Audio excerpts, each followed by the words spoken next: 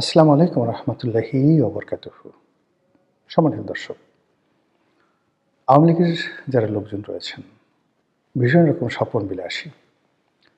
হঠাৎ করে তারা যেভাবে আনন্দে উদ্বেলিত হন, তাদের চোখে মুখে সামান্যতম একটু আশ্বাসবাণী কেউ যদি শোনায়, অমনি তারা খুশিতে টগবগ করতে থাকেন। আবার অন্যদিকে যদি আকাশে একটু মেঘ দেখা দেয়, কোনোদিন যদি কোনো পাখি গান না গায়, কোনো গাছের পাতা না ঝরে পড়ে যায়, তাদের মন খারাপ হয়ে যায়। এটা খুবই স্বাভাবিক। কেন? গত ১৫টি বছর, ১৫টি বছর তো একদিন দুই দিন নয়, ১৫টি বছর প্রকৃতি তাদেরকে অবারিত কতগুলো সুযোগ দিয়েছিল। রাষ্ট্র ক্ষমতা, ব্যবসা বাণিজ্য,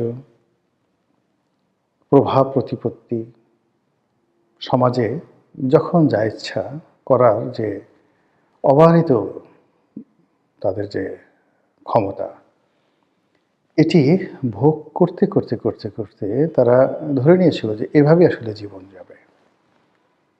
তারা নিজেদেরকে সৌভাগ্যবান ভাবত। অনেকে যারা ধর্মকর্ম করতো তারা আল্লাহকে ধন্যবাদ জানাতো।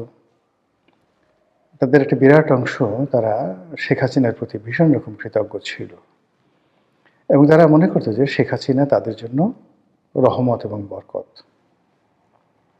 আওয়ামী লীগের অনেক বড় বড় মানুষ যাদের সঙ্গে আমার কথাবার্তা হতো, যারা শেখ হাসিনার সমপর্যায়ের লোক, নিজেদের বাত আছে, মানে বাতের ব্যথা আছে, ব্রঙ্কাইটিস আছে, নিউমোনিয়া আছে, লাঠিতে ভর করে চলে, গলা কাঁপে, থরথর করে কাঁপে।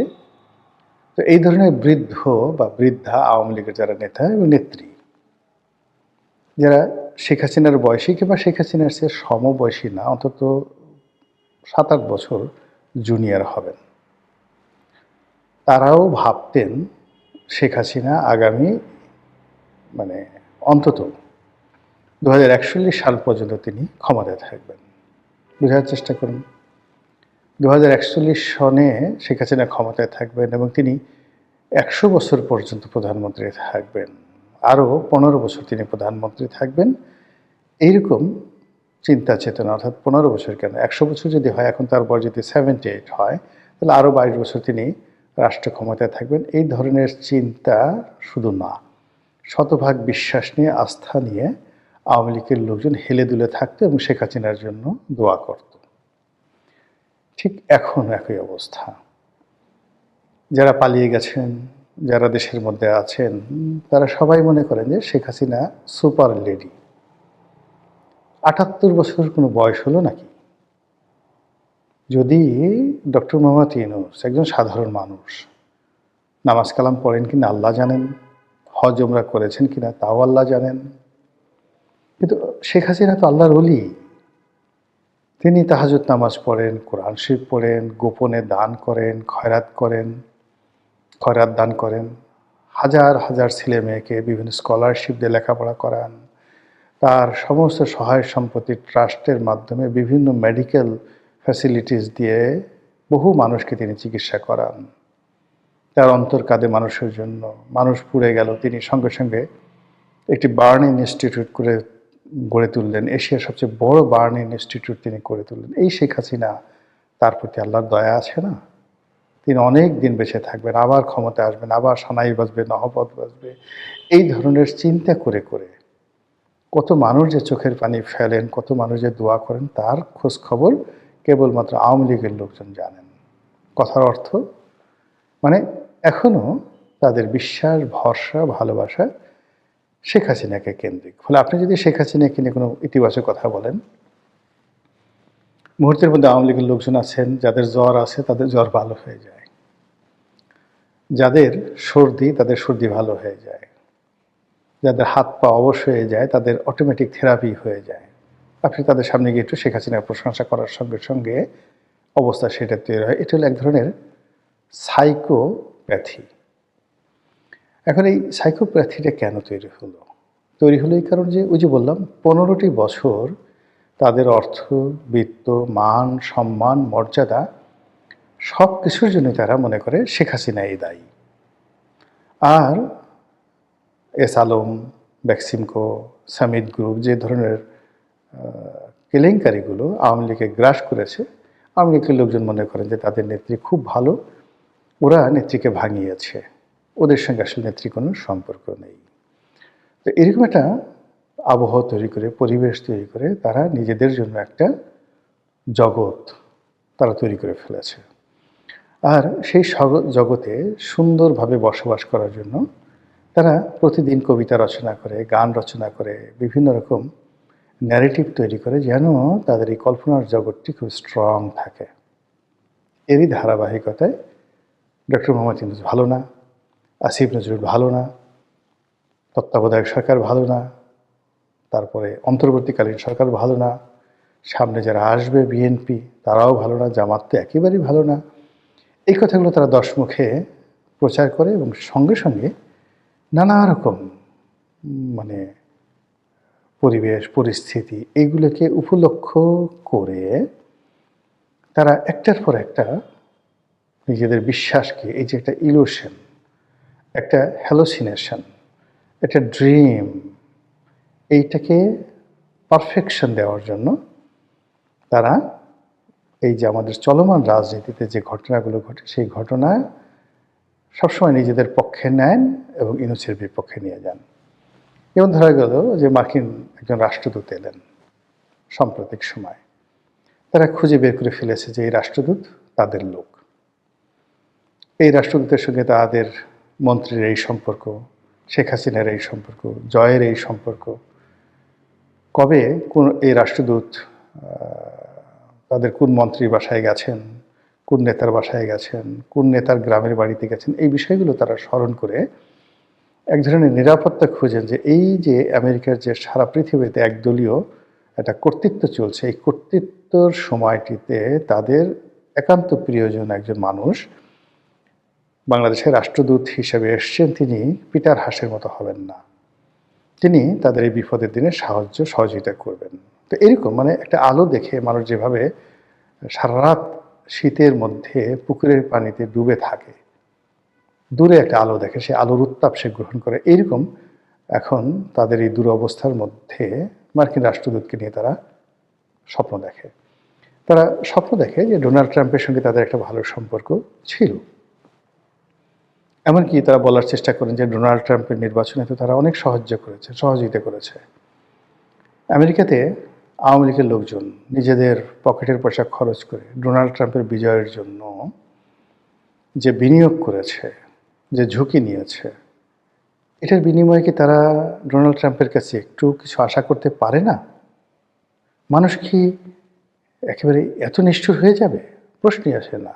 তারা মনে করে ডোনাল্ড ট্রাম্প কৃতজ্ঞ মানুষ, তিনি এখনো পর্যন্ত মিস্টার পুতিনকে ভুলছেন না, সমস্ত ইউরোপের চাপ, আমেরিকার চাপ, তা সত্ত্বেও তিনি ইউক্রেনে তার সামরিক শক্তি বৃদ্ধি না করে তিনি একটা নেগোসিয়েশন করার চেষ্টা করেছেন, এর কারণেও তিনি ব্যক্তিগত সম্পর্ক রক্ষা করেন। একইভাবে তিনি সৌদির যিনি ক্রাউন প্রিন্স মিস্টার মোহাম্মদ বিন সালমান, তার সঙ্গে তার যে ব্যক্তিগত সম্পর্ক, এটাতে একটা রীতিমতো কিংবদন্তিতে পরিণত হয়েছেন। তো সেই অর্থে শেখ হাসিনার সঙ্গে, সজীব ওয়াজেদ জয়ের সঙ্গে তার তো একটা ভালো সম্পর্ক ছিল। তারপরে ওই সূত্রে মিস্টার পুতিনের সঙ্গে, সজীব ওয়াজেদ জয়ের সঙ্গে, পুতুলের সঙ্গে, শেখ হাসিনার সঙ্গে, তারপরে শেখ রেহানার সঙ্গে, রূপন্তীর সঙ্গে, ববির সঙ্গে, টিউলিপ সিদ্দিকির সঙ্গে মস্কোতে যে মিস্টার পুতিনের দহরম মহরম সম্পর্ক ছিল, এটা তো ওপেন সিক্রেট, আওয়ামী লীগের লোকজন এটা জানে এবং এটা নিয়ে তারা কি কিছু আশা করতে পারে না? এই যে তারা আশা করছে, সেই আশার প্রেক্ষিতে যখনই রাশিয়ার কোনো পতাকা উঠছে, রাশিয়ার কোনো বিজয় দেখা যাচ্ছে, ডোনাল্ড ট্রাম্পের পক্ষ থেকে ন্যূনতম কোনো নড়াচড়া করা হচ্ছে, আওয়ামী লীগ মনে করছে এ সবই ডোনাল্ড ট্রাম্প করতেছে তাদের জন্য, অথবা আকাশ থেকে আল্লাহ করছে, বিকজ শেখ হাসিনা ভালো মানুষ, তার জন্য তো আল্লাহ সাহায্য করবেই, এই ধরনের কথা তারা চিন্তা করছে। এবং এটা মানে মন্দ কিছু না, বিপদে পড়লে সবাই এরকম ইতিবাচক চিন্তা করে, আপনিও করতেন, আমিও করতাম। তো এরই ধারাবাহিকতায় সাম্প্রতিক সময় মার্কিন যুক্তরাষ্ট্র থেকে দুজন কূটনীতিবিদ এসছেন মিস্টার ডক্টর মোহাম্মদ ইউনূস ওনার সঙ্গে দেখা সাক্ষাৎ করার জন্য। এখন আওয়ামী লীগের লোকজন বলছে যে তারা আসছে মূলত ডক্টর ইউনূসকে টাইট দেওয়ার জন্য। কি টাইট? আওয়ামী লীগকে নিয়ে নির্বাচন করতে হবে। তো এখন দেখেন নির্বাচনের আছে মাত্র ৩ সপ্তাহ। এই সময় আওয়ামী লীগকে কীভাবে রিকনসিলিয়েশনের আওতায় আনবে, কীভাবে আওয়ামী লীগকে একটা ফ্লোর দিবে, কীভাবে কী করবে, এটা তো সম্ভব না। কিন্তু ওই যে আওয়ামী লীগের লোকজন বলছে যে না, ট্রাম্প চাইলে সব কিছু হতে পারে, দরকার হলে আবার করে রিশিডিউল হবে, আবার নতুন করে ঘোষণা হবে, এই ইলেকশনের ডেট বাদ হয়ে যাবে, নানা রকম কথাবার্তা। এবং এই কথার ভিতরে আদৌ কোনো সত্য তথ্য আছে কিনা কিংবা কোনো সম্ভাবনা আছে কিনা ডাজ নট ম্যাটার। ম্যাটার হলো এই ধরনের কথা বলে আওয়ামী লীগের লোকজন শান্তি পাচ্ছে, এই সকল কথা শুনে তারা তৃপ্তি পাচ্ছে, আর এই ধরনের জিনিস প্রচার করে তারা মনে করছে যে এটা তাদের একটা বিরাট সফলতা।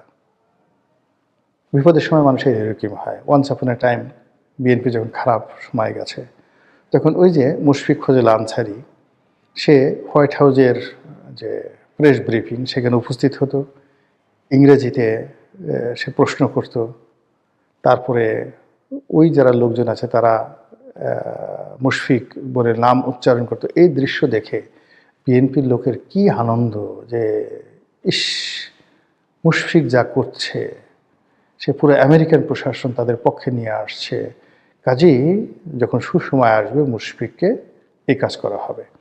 তো ওই সময়টিতে আওয়ামী লীগের জমানাতে আমেরিকাকে কেন্দ্র করে মুশফিক ফজল আনসারীর কর্মকাণ্ডকে আওয়ামী লীগ যেভাবে নিত, এখন আমেরিকা, ডোনাল্ড ট্রাম্প, তার পররাষ্ট্রমন্ত্রী, তার ভাইস প্রেসিডেন্ট, বাংলাদেশে নিযুক্ত রাষ্ট্রদূত কিংবা দক্ষিণ এশিয়া বিষয়ক যে কোনো কূটনীতিবিদ কিংবা পররাষ্ট্র মন্ত্রণালয়, যেটাকে ওরা স্টেট ডিপার্টমেন্ট বলে, সেখানকার কোনো কর্তা ব্যক্তি যখনই বাংলাদেশে আসে আওয়ামী লীগের লোকজন স্বপ্ন দেখে এই বুঝি আবার তাদের নেত্রীর জয়গান শুরু হলো, এই বুঝি তাদের নেত্রী ফিরে এলো, এই বুঝি তাদের আবার সেই জয় বাংলা জয় বঙ্গবন্ধু স্লোগান চালু হয়ে গেল, আবার সেই সুখের স্বপ্ন।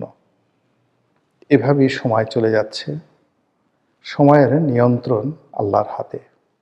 ক্ষমতার মালিক তিনি, যাকে ইচ্ছে তাকে ক্ষমতাশালী করেন, যাকে ইচ্ছে তাকে তিনি ক্ষমতা থেকে টেনে হিঁচড়ে নামান।